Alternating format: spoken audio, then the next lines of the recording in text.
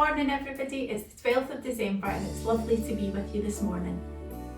So today we're going to be reading from the book and it's about the glory of the Word made flesh. And I'm going to read from John chapter 1 verse 1. In the beginning was the Word, and the Word was with God, and the Word was God. There have always been sectarian groups who have resisted the mystery implied in these two phrases.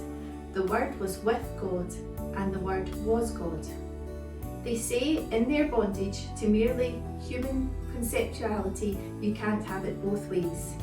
Either he was God, or he was with God. If he was with God, he wasn't God. And if he was God, he wasn't with God. So to escape the truth of these two sentences, sometimes they change the translation. But what this verse teaches is that the one we know as Jesus Christ, before he was made flesh, was God, and that the Father was also God. There are a plurality of persons and a singular God.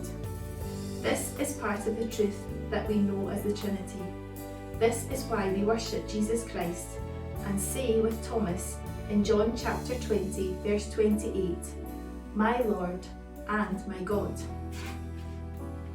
John chapter 1 verse 1, "In the beginning was the Word, and the Word was with God, and the Word was God." Why was he called the Word? One way to answer this is to ponder what Jesus might have been called and why this would have been inadequate to the relationship to the Word. For example, he might have been called the Deed. One of the differences between a deed and a word is that a deed is more ambiguous. If we think that words are sometimes unclear and subject to various interpretations, our deeds are far more unclear and ambiguous. That's why so often we explain ourselves with our words. Words capture the meaning of what we do more clearly than the deeds themselves. God did many mighty deeds in history, but he gave a certain priority to the Word.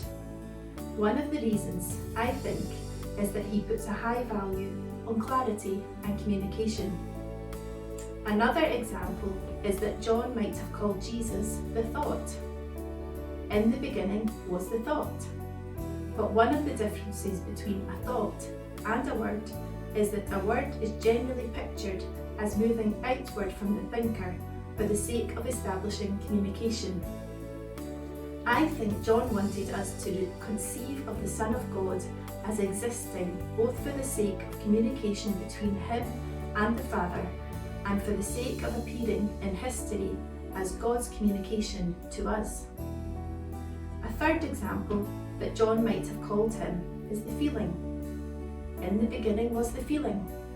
But again, I would say, feelings do not carry any clear conception or intention or meaning.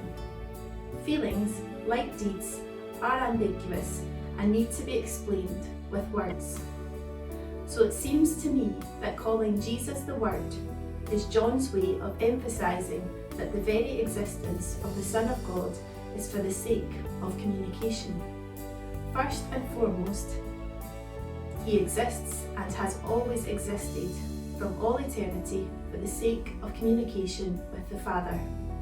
Secondly, but infinitely important for us, the Son of God became divine communication to us. One might say in summary, calling Jesus the Word implies that he is God expressing himself to us. I hope you enjoyed that today and I want to wish you all a very Merry Christmas.